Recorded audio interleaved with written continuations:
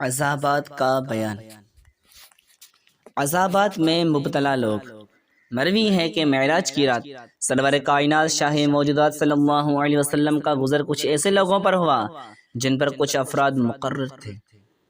ان میں سے بعض افراد نے ان لوگوں کے جبڑے کھول رکھے تھے اور بعض دوسرے افراد ان کا گوشت کاٹتے اور خون کے ساتھ ہی ان کے منہ میں ڈھال دیتے، دھکیل دیتے۔ تو پیارے آقا صلی اللہ علیہ وسلم نے دریافت فرمایا کہ اے جبریل، یہ کون لوگ ہیں؟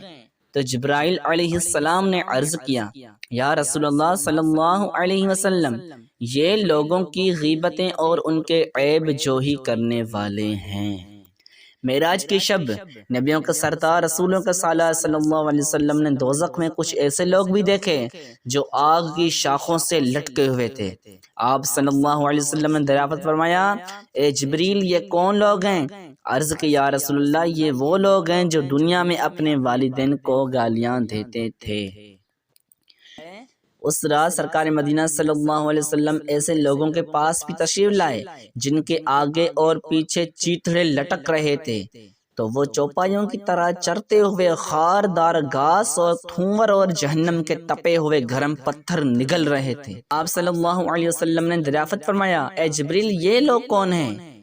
تو جبرائیل علیہ السلام نے عرض کی، یہ وہ لوگ ہیں جو اپنے مالوں کی زکوٰۃ نہیں دیتے تھے۔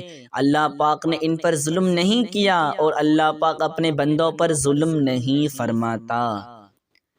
پیارے پیارے دوستوں، جنت کی آسائشوں اور نعمتوں پر نظر رکھنے کے ساتھ ساتھ ذرا ان عذابات پر بھی غور کیجیے۔ کون ہے جو ان ہولناک عذابات کو سہے سکے؟ اللہ کی قسم، کسی میں بھی جہنم کا عذاب برداشت کرنے کی طاقت نہیں۔ اور پھر اپنی ناتوانی اور کمزوری کو دیکھیے۔ ہماری کمزوری کا حال تو یہ ہے کہ ہلکا سا سر درد اور بخار بھی تڑپا کر رکھ دیتا ہے، تو پھر آخرت کی یہ دردناک عذابات کیسے برداشت کر سکتے ہیں؟ اس لیے ابھی وقت ہے، ڈر جائیے اور فوراً سے پیشتر گناہوں سے توبہ کریں، ورنہ اگر یہ موقع ہاتھ سے نکل گیا اور توبہ سے پہلے ہی موت نے گھیر لیا تو ہلاکت ہی ہلاکت ہے۔ یاد رہے کہ دنیا کی زندگی چند دنوں کی ہے، جبکہ آخرت کی زندگی ہمیشہ رہنے والی ہے۔ یقیناً کامیاب وہی ہے جو اس چند روز زندگی میں اپنے آخرت کو سنوارنے میں لگے۔ اللہ پاک اور اس کے رسول صلی اللہ علیہ وسلم کی رضا کے کام کریں، جنت میں داخل ہو جائے۔ صلو علی الحبیب صلی اللہ علی محمد صلی اللہ علیہ وسلم۔